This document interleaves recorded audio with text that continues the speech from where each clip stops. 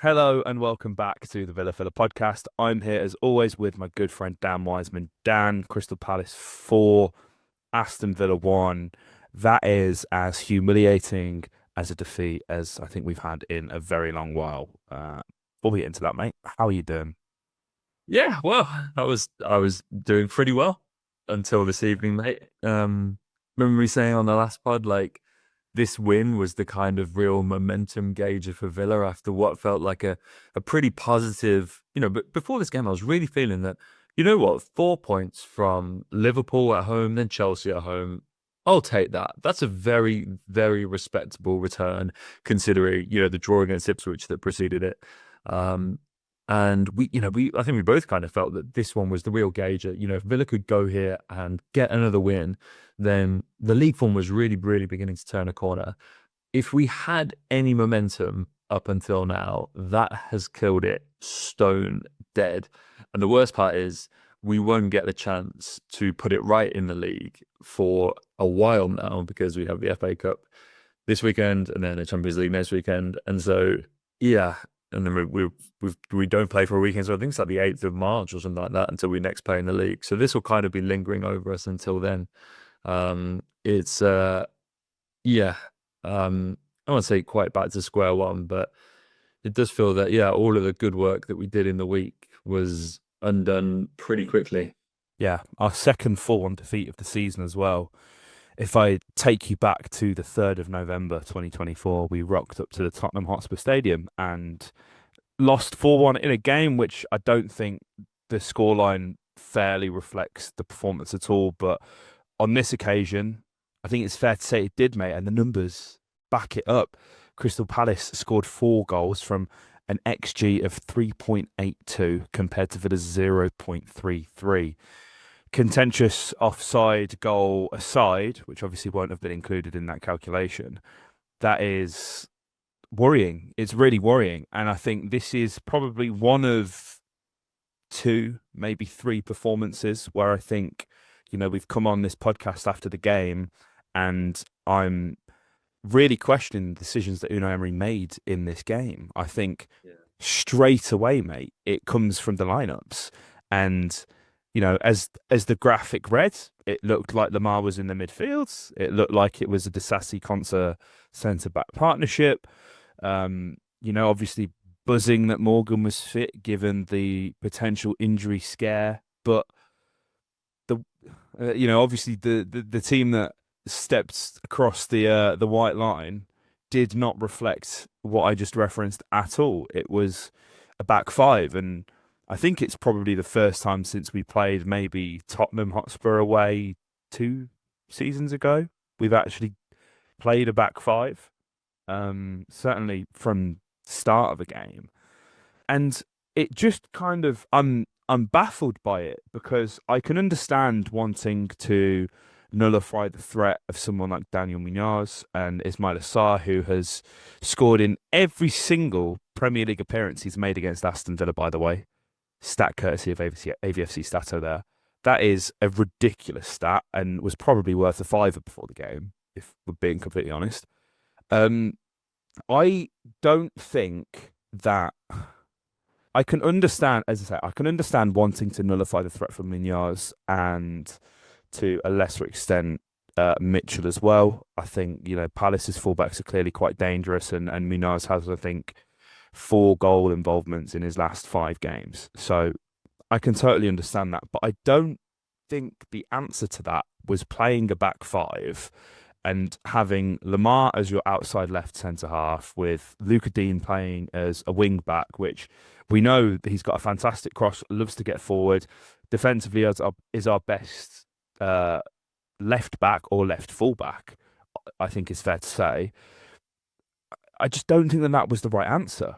And hindsight's 2020, but I remember seeing the lineup and well, obviously, as I said, thinking that it was going to be the usual. But as soon as I saw the shape on the field, mate, alarm bells were ringing early days.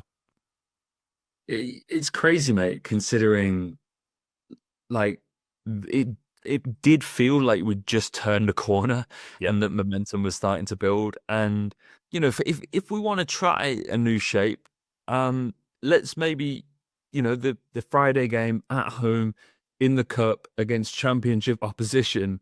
Let's maybe give it a go then. Like the lineup that we put out tonight feels perfect for that game. Like not necessarily the formation, but yeah, Bogard and maybe, you know, Watkins, coming out. Maybe you look at, Asensio and Rashford on the bench, giving them a bit of a rest because those boys I certainly would have been starting tonight. Like Asensio after his performance, I don't know what their fitness levels are like. Obviously, both of them haven't really. I think Asensio started once, but Rashford hasn't started a game for us yet, I don't think, or maybe one.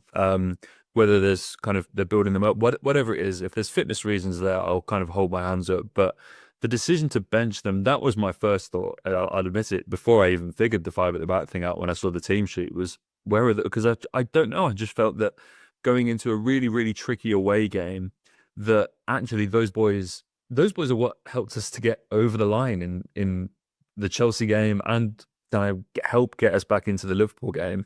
I don't understand, like I can kind of see what Unai was going for, matching, as you say, Palace man for man, matching the five back that Palace have, which is so effective. But yeah, that is my Lasar stat. I hadn't seen that one, mate. That is mental. You know what? You're on another crazy one. We can decide if this is better or worse. Dean Henderson is in his entire career has never lost a game to Aston Villa, which is mad. When you consider the teams that he's played for, it's mental. And you know what is crazy as well? Like you have the Dr. Tottenham thing that like is kind of thrown around with Tottenham. Like anytime you've got something wrong, go see Tottenham. They'll sort it out. It feels like every single striker in Premier League history, their favourite opposition is Villa.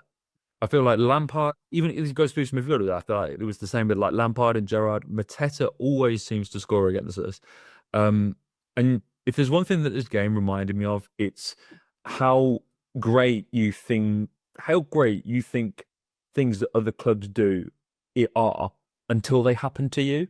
Yeah. Like I look at Mateta and I'll say it here, say it now, I'm a big Jean-Philippe Mateta enjoyer. I love the tucked in shirt. I love the vibe. I love everything about it.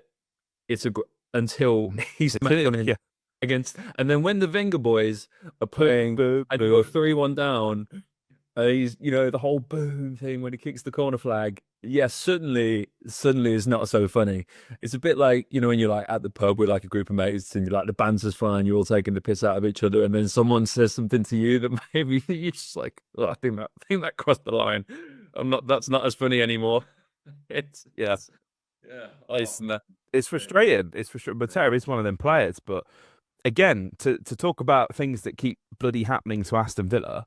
So again, courtesy of AVFC Stato, Villa have now conceded from 17 first shots on goal and all 3 rebounds included in the first shot.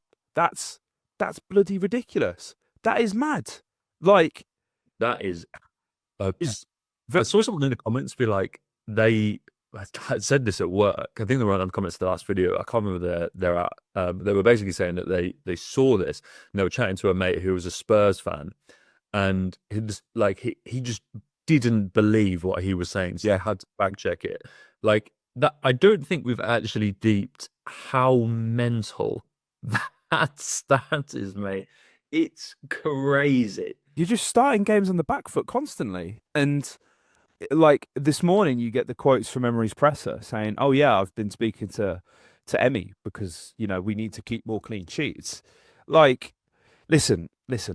I think I read somewhere that had been 16 or 17 different defensive pairings, centre back pairings this season, which is crazy in itself, right? And that's never going to help. But I think again another stat I thought. I think in Emmy's first 3 or 4 seasons with the club, he'd kept 40 clean sheets across 3 seasons, and we've only got 3 this season, which is just like I'm lost for words. And again, unfortunately, this is something that is going to have to come back on Emery because we've seen it during his tenure with arguably a worse squad. How much more defensively solid we can be.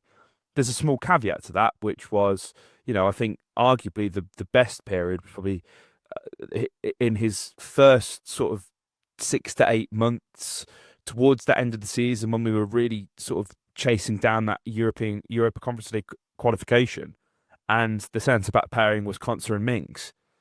I've seen enough Tyrone Mings this season. I've seen it. I don't want to see him play for Villa again. And I know some people are going to say that this is rash and this is harsh. I think he really struggled. I think he had good moments in the games against Liverpool and Chelsea in isolation, but overall, I just don't think he was good enough. And unfortunately, until we can settle on a defensive pair, and you know, even like bringing Powell back is going to make Villa so much better. Ironically, offensively, not defensively. So it's like it's a problem that needs to be addressed, and whether that's done in the transfer market, whether it's done with coaching, whether it's done with shape, Unai Emery must shoulder responsibility for the amount of goals that Aston Villa are conceding at the moment, because it's so frustrating to have to go into games, as you mentioned on the last podcast, Dan, having to score at least 2 goals to be in with a chance of winning the game. That's not how football should be played. And I'm sick to my back teeth of us conceding from our first shot or a rebounded shot. It's an absolute bloody disgrace. And also as well, again, to talk about the first goal, the rebound, it's a decent ball in from Wharton, but it's not. The defense is so compact and narrow, and Wharton's ball put in, he's not closed down anywhere near enough in time. Nobody seems to know where they need to be or who they're picking up. Again, because this is a totally unfamiliar shape that we've not played this season. I think it's Chris Richards that flicks it on. Initially from the cross, then a Mateta header saved by Emery, rebound is scored by Sarr, a familiar story. It's annoying, mate. It's really bloody annoying. And, I hate the constant like back and forth of like, this was almost worked like a set play, weren't it? I mean, it sort of come as a result of the corner, hadn't it? People are like, McPhee needs to do his job. Like, surely the players know they shouldn't be that narrow.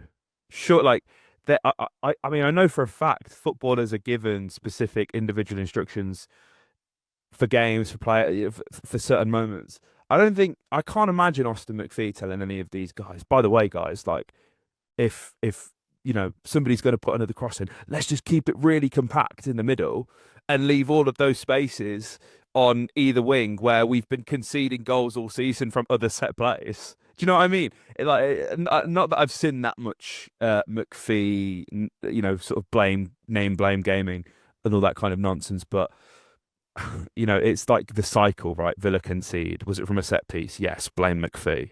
No. Blame insert player. Probably Ian Matson.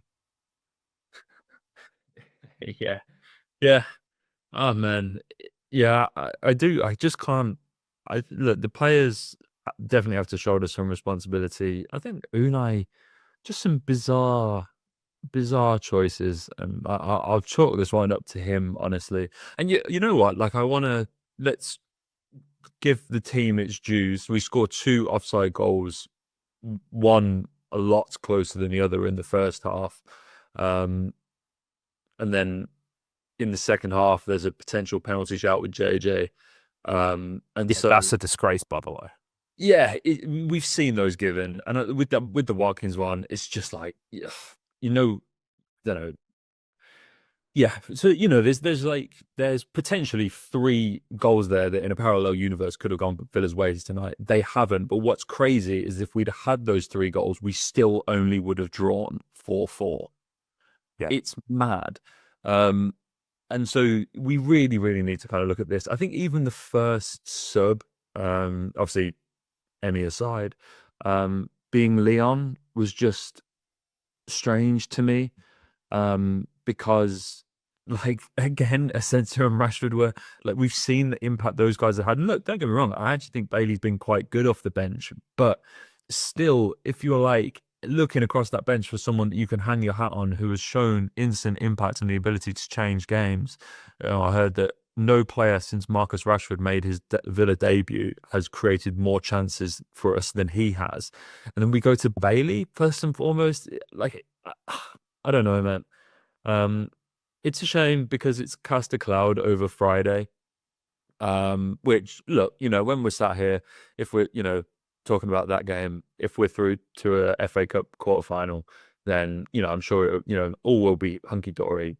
The lives, football fans, we live on the very next game, but it does cast a cloud over it because all of a sudden it just doesn't feel like a priority now. Like the league, our best hope now of qualifying from the Champions League is by winning the bloody thing. Um, it's not. It's. I just think it's curtains. I don't think considering the end of the run at the end of the season that we have, we're just not consistent enough to go through a game of 6 games, keep it solid defensively, lose maybe one, pick up a couple of draws and a couple of wins, and really try and push this over the line against teams in and around us. We're just too fragile, particularly on the road.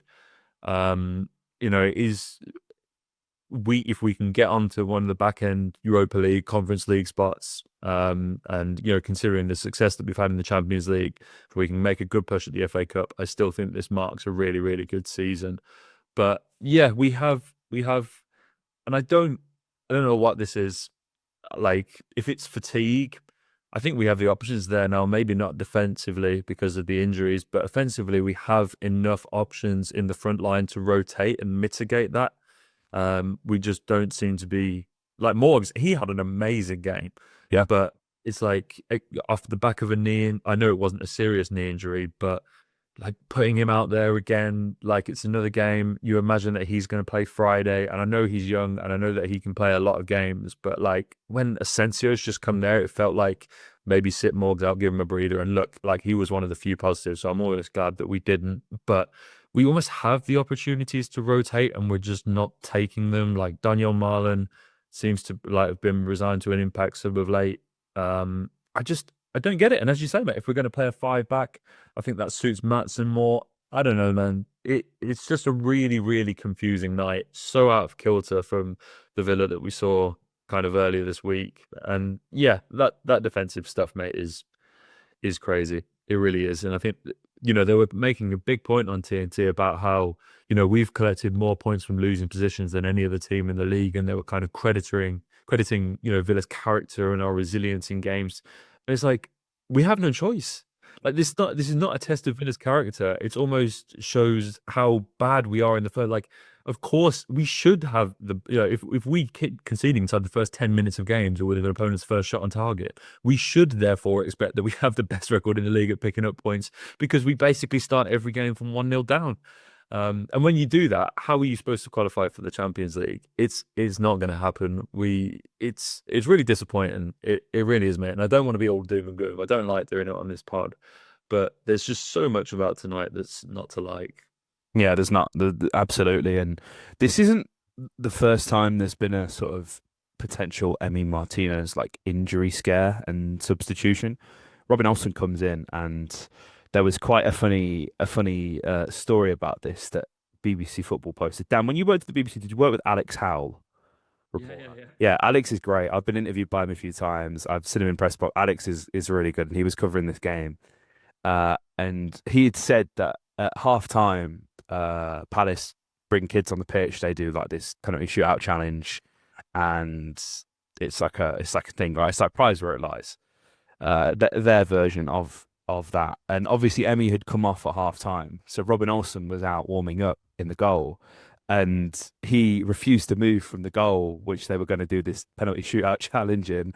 And these kids had to walk the full length of the pitch and go down the other end to do the penalty shootout. Robin Olsen is just standing on business there. And that was from Alex Howe from the BBC. I thought that kind of made me chuckle. Could you imagine somebody like doing the warm ups like right on the prize where it lies disc? Like I'd be on the pitch, mate. I'd be ready to throw it. Guys who listen to the end of the last podcast would know how much prize where it lies means to me. So if that would happen, I'd have been incensed. But yeah, obviously it's not ideal when you have to put someone like Robin Olsen on as well. And again, it's not to like it's not to bash him because we've been conceding so many goals anyway. As far as I'm concerned, we could have Leon Bailey in goal for the start of the Cardiff game. We're still going to concede first. It's just who we are. To quote Ange Postecoglou, it's becoming more and more frustrating. And I genuinely, mate, if we concede first to Cardiff, like my head will be on Mars. My head will be on Mars. It, it will be a generational head loss. Mate, yeah. I think we kind of have to look at this. Olsen, for all the times he does not help himself. There's that one instance where he comes out in the second half and goes to punch a free kick that he could pretty easily catch. Yeah. And just like kind of misses the punch and it goes out for a throw in. And it's like, in this situation, like just be a voice of like calm and reason. Like when you do that, all it does is just like shatter any confidence in like that we didn't already have in the back line. And so, yeah, man, this is a real kind of kick in the teeth. It really is. And, as I say, like, this does happen. This does happen a lot to Emmy, by the way. I feel. Yeah, no, it does. More than it should. Yeah. Like this halftime substitute thing, happens at least 2 times a season. Yeah, I'm gonna say, which is just bizarre.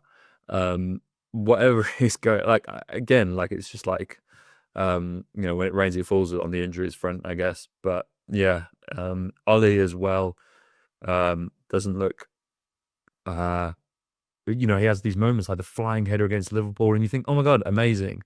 And then like today just looks completely shot for confidence. Did really well for the offside goal that Morg scores, to be fair to him, but it's lost to the annals of history. And so, yeah, mate, a lot to work on at Bodymore. And it was interesting. Like Yuri was saying after the Chelsea game that we basically have had no time to train recently. Like we've basically not been training because of how often the games have come. Like whether that's playing a factor, I don't know. But we have this manager that's a European specialist, right? So I think we're okay to expect a little more on that front. definitely. Yeah, it's tough because like they'll be in tomorrow for recovery. They'll probably have the next day off afterwards. They'll have the Thursday off. They'll be in Friday. Well, they probably won't actually because we play on Friday. What we're talking about. So yeah, it's tough. But as you say, need to manage it. These boys won't have had like 2 days off in a row for a long time. So I think a lot, although a good group of them will more than likely be away with their national teams. You would imagine Ollie, maybe Morgs, Guinea, obviously, Yuri, maybe Esri, obviously Emmy, Dean, Marlon Matson would all, Bailey as well would all go with their national teams. So that is obviously a big chunk of players that you would expect to start most games. It'd be nice if they could have a little bit of time off. Just, somebody ship these guys off to Dubai for 4 or 5 days, let them get some sun, let them recharge. Because I can already see the comments. People are going to be fuming at that, but like the boys, people they need a rest. Like they need to rest and recuperate. Whether that is in Dubai or whether that is in Sutton Coldfield or Solihull, they need to take it easy because a lot of them have played a lot of football. Yeah. Like you highlighted with Morgan, Dan. I'm trying not to say mate. People keep saying we say mate too much, and I feel like I'm going to address this comment directly right now in the middle of my flow. In case you guys didn't notice, we both have the same name. So if we keep saying Dan, it's just going to get confusing, right? So mate just feels natural. That's it from my end, Dan. Mate. Hey, mate, like, hey, there you go. We're mates. I was gonna say we've been friends for too long. I don't know what else I'm supposed to refer to you as. Man, mate, that's kind of all I've got. I don't know. I'd like to think we're past kind of first things at this point. So yeah, but interestingly, there was a sketch. I think KJ Wilson put it in the comments.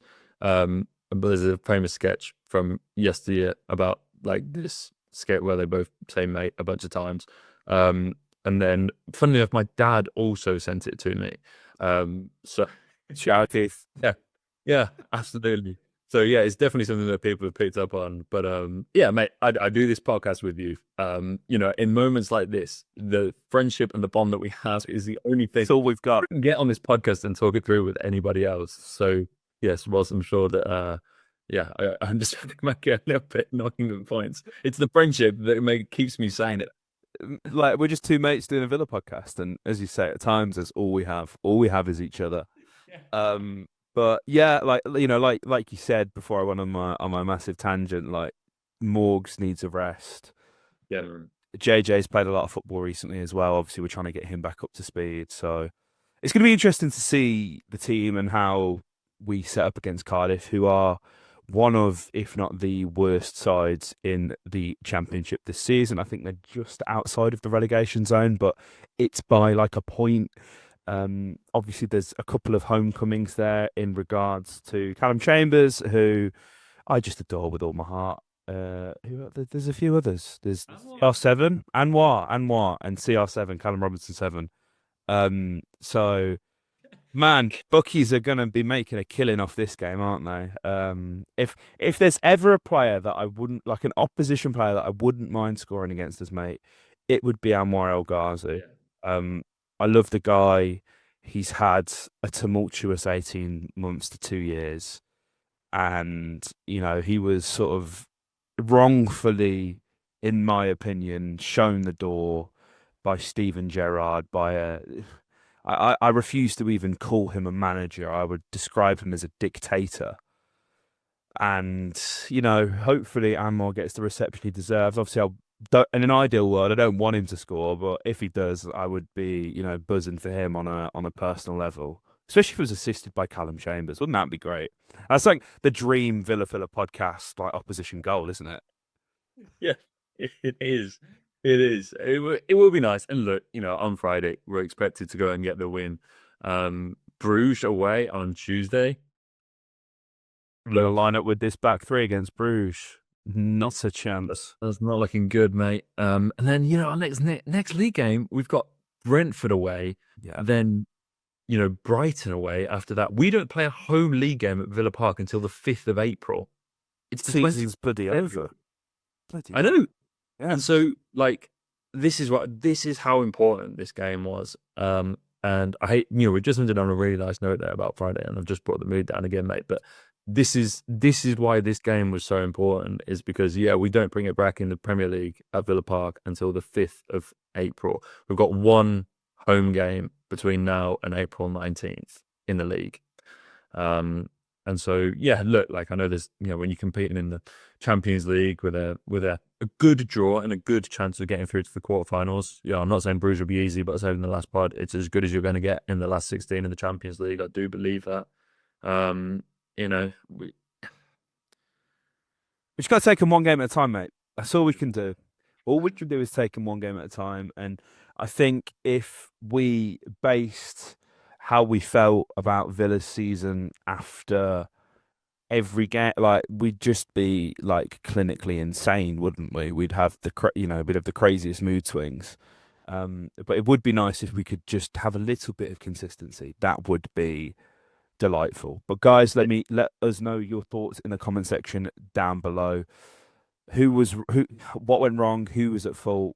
Why you think that is? And let us know. I'd like to know actually from the Villa faithful, Dan, who they think should start the Cardiff game, because I think when you look at what happened with Emery coming off, and it probably isn't as serious as history would tell, but I'm intrigued to see how people think that we should line up for this game, because we're two wins away from Wembley.